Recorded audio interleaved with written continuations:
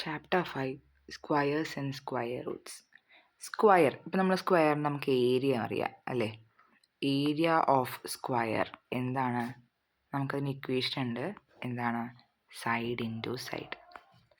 Side into side ചെയ്യുമ്പോഴത്തേക്ക് എനിക്ക് area of square കിട്ടും അല്ലേ?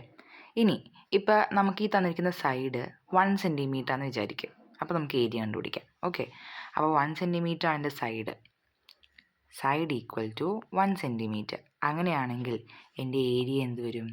ഏരിയ ഈക്വൽ ടു സൈഡ് എത്രയാണ്? 1 ഇൻറ്റു 1 അല്ലേ? 1 ഇൻറ്റു 1 എന്താണ്? 1 തന്നെയാണ്. ഓക്കെ, ഇനിയിപ്പോൾ സൈഡ് 2 ആണെന്ന് വിചാരിക്കും. സൈഡ് 2 സെൻറ്റിമീറ്റർ ആണ്. അപ്പോൾ എൻ്റെ ഏരിയ എന്തായിരിക്കും? Area equal to 2 into 2 equal to 4. Okay, ഈ 1 ഇൻറ്റു 1 എന്ന് പറഞ്ഞാൽ 1 ആണ്. അതിനെ എനിക്ക് എങ്ങനെ എഴുതാം? 1 സ്ക്വയർ എന്ന് ഞാൻ ഇതിനെ വിളിക്കും. ഓക്കെ, 1 എഴുതിയിട്ട് മേലെ ഒരു 2. ഓക്കെ, 1/2. ഇതെന്താണ്? 1 സ്ക്വയർ. ഓക്കെ, അതുപോലെ ഈ 2 ഇൻറ്റു 2 അത് 4 ആണ്. ഞാനപ്പോൾ അതിന് എന്താ വിളിക്കുക? 2 സ്ക്വയർ എന്ന് വിളിക്കും. ഓക്കെ, ഇനി ഇപ്പോൾ സൈഡ് 3 ആണെന്ന് വിചാരിക്കുക. Side equal to 3 centimetre. അപ്പോൾ ഞാൻ ഏരിയ കണ്ടുപിടിക്കാൻ പോകുന്നത് area equal to 3 into 3 equal to 3 3 sir എത്രയാ? 9. ഓക്കെ, 3 ഇൻറ്റു 3 അതായത് 3 2 പ്രാവശ്യം.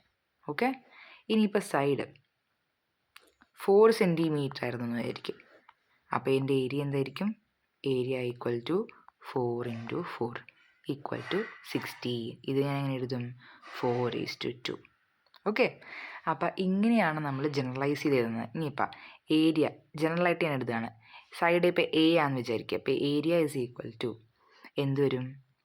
A into a equal to എന്ത് വരും? A square. ഓക്കെ, അപ്പോൾ ഇതാണ് ജനറൽ ഫോം. ഇപ്പം നമ്മൾ എഴുതിയ ഈ നമ്പേഴ്സിൽ ഇതിലിപ്പോൾ 4, 9, 16 ഈ നമ്പറുകളൊക്കെ എല്ലാം ഒരു പ്രത്യേകതയുണ്ട്. 4, 9, 16, 25 ഇങ്ങനെ പോകുന്ന നമ്പേഴ്സിനൊക്കെ എന്താ ഒരു പ്രത്യേകതയുള്ളത്?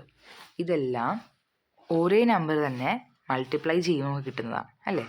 ഇപ്പോൾ 4 എന്ന് പറയുമ്പോൾ 2 സ്ക്വയർ അല്ലേ? അതായത് 2 ഇൻറ്റു 2. 9 എന്ന് പറയുമ്പോൾ എന്താണ്? 3 സ്ക്വയർ അതായത് 3 ഇൻറ്റു 3. അങ്ങനെ നമുക്ക് ഒരേ നമ്പർ തന്നെ മൾട്ടിപ്ലൈ ചെയ്യുമ്പോൾ കിട്ടുന്ന നമ്പേഴ്സാണ് ഇത്. ഓക്കെ, അപ്പം ഈ നമ്പേഴ്സിനെ നമ്മൾ വിളിക്കുന്ന പേരാണ് square numbers. Okay, square numbers. Okay, അതായത് സെയിം നമ്പർ. ഇപ്പോൾ 1 ഇൻറ്റു 1 അല്ലെങ്കിൽ 2 ഇൻറ്റു 2 അല്ലെങ്കിൽ 5 ഇൻറ്റു 5 അല്ലെങ്കിൽ 10 ഇൻറ്റു 10 ഇങ്ങനെയൊക്കെ ചെയ്യുമ്പോൾ എനിക്ക് കിട്ടുന്ന ആൻസേഴ്സ്.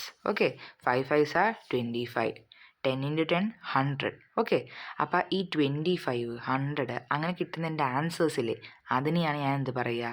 സ്ക്വയർ നമ്പേഴ്സ് എന്ന് പറയുക. ഓക്കെ, ഇനി നമുക്കിതിൻ്റെ കുറച്ച് പ്രോപ്പർട്ടീസൊക്കെ ഉണ്ട്. നമുക്ക് കുറച്ച് പ്രോപ്പർട്ടീസൊക്കെ പഠിക്കാം. നമുക്ക് സ്ക്വയർ നമ്പേഴ്സ് ആണോ അല്ലയോ എന്നൊക്കെ അറിയാനായിട്ട് നമുക്ക് കുറേ പ്രോപ്പർട്ടീസ് ഉണ്ട്. ഓക്കെ, നമുക്കൊരു എക്സാമ്പിൾ നമുക്ക് ചെയ്യാം. Like this is page number 52 try these ആണ്. ഓക്കെ, നമുക്ക് നോക്കാം. അവർ പറഞ്ഞിരിക്കുന്ന ക്വസ്റ്റ്യൻ ഇതാണ്: find perfect square numbers between 30 and 40. Okay, നമ്മൾ നേരത്തെ പറഞ്ഞില്ലേ സ്ക്വയർ നമ്പേഴ്സ് എന്ന്. അപ്പോൾ ഇവരെ വിളിക്കുന്ന പേരാണ് പെർഫെക്റ്റ് സ്ക്വയേഴ്സ്. ഓക്കെ, ഇവർ സ്ക്വയർ നമ്പേഴ്സാണ്. അപ്പോൾ ഇവർ വിളിക്കുന്ന പേരാണ് പെർഫെക്റ്റ് സ്ക്വയേഴ്സ്. അതായത് ഇപ്പോൾ എനിക്ക് 100 ഞാൻ എടുത്തു. ഓക്കെ, 100ന് എനിക്ക് എന്ത് പറയാം? 100ൻ്റെ വാല്യൂ എന്താ? 10 സ്ക്വയർ അതായത് 10 ഇൻറ്റു 10 ആണെന്ന് പറയാം അല്ലേ? സെയിം നമ്പർ മൾട്ടിപ്ലൈ ചെയ്യുമ്പോൾ കിട്ടുന്ന ആൻസറാണ് അല്ലേ? അപ്പോൾ അങ്ങനത്തെ നമ്പേഴ്സിനെ വിളിക്കുന്ന പേരാണ് എന്ത്? പെർഫെക്റ്റ് സ്ക്വയേഴ്സ് അല്ലെങ്കിൽ സ്ക്വയർ നമ്പേഴ്സ്. ഓക്കെ, ഇനി നമുക്ക് ക്വസ്റ്റ്യനിൽ പറഞ്ഞിരിക്കുന്നത് find the perfect square number between 30 and 40. 30ൻ്റെയും 40ൻ്റെയും ഇടയ്ക്കുള്ള പെർഫെക്റ്റ് സ്ക്വയർ ആയിട്ടുള്ള നമ്പറിനെ കണ്ടുപിടിക്കണം. ഓക്കെ, അതായത് സെയിം നമ്പറിനെ മൾട്ടിപ്ലൈ ചെയ്യുമ്പോൾ ഒരേ നമ്പർ മൾട്ടിപ്ലൈ ചെയ്യുമ്പോൾ കിട്ടുന്നത്. ഓക്കെ, അപ്പോൾ 30ൻ്റെയും 40ൻ്റെയും ഇടയ്ക്ക് എനിക്ക് എന്തുണ്ട്? 30യിൽ കിട്ടൂ? ഇല്ല അല്ലേ? 6 5s are 30 എന്നല്ലാണ്ട് വേറെ ഒരു നമ്പറിലേക്കും കിട്ടൂല അല്ലേ? ഇനി അടുത്തത് 31 കിട്ടുമോ? ഇല്ല. 31 എനിക്ക് മൾട്ടിപ്ലൈ ചെയ്ത് അതുപോലെ കിട്ടില്ല അല്ലേ. പിന്നെ 32 അതിലും കിട്ടില്ല. 36 നോക്കിയേ. 36 എന്ന് പറയുമ്പോൾ എന്താ? 6 × 6 അല്ലേ 36 അല്ലേ. 6 6 ആർ 36. അപ്പോൾ അതെൻ്റെ എന്താ? പെർഫെക്റ്റ് സ്ക്വയർ ആണ്. ഓക്കെ. അങ്ങനെ അതായത് ഒരേ നമ്പർ മൾട്ടിപ്ലൈ ചെയ്യുമ്പോൾ കിട്ടുന്ന ആൻസർ അതിനെയാണ് ഞാൻ എന്ത് പറയുക? പെർഫെക്റ്റ് സ്ക്വയർ എന്ന് പറയുക. ഓക്കെ. അപ്പോൾ എൻ്റെ നമ്പർ എന്താണ്? ആൻസർ എന്താണ്? 36. Okay. Perfect square between 30 and 40 is 36.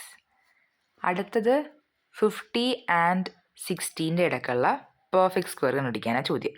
Okay. 50-ൻ്റെയും 60-ൻ്റെയും ഇടയ്ക്കുള്ള എന്താ? 51 പറ്റുമോ? ഇല്ല.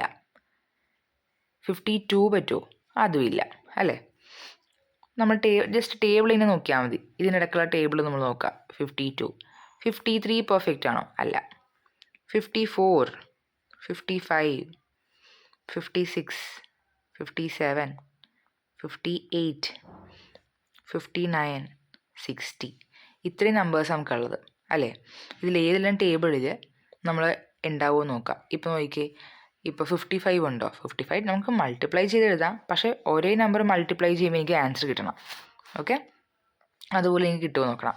ഇപ്പോൾ 50 അല്ലേ. 50 കഴിഞ്ഞിട്ട് 51 എന്തായാലും നമുക്ക് കിട്ടാൻ പോകണില്ല അല്ലേ. ഒരേ നമ്പർ കിട്ടില്ല. ഒരേ നമ്പറിലും 55 ഇല്ല.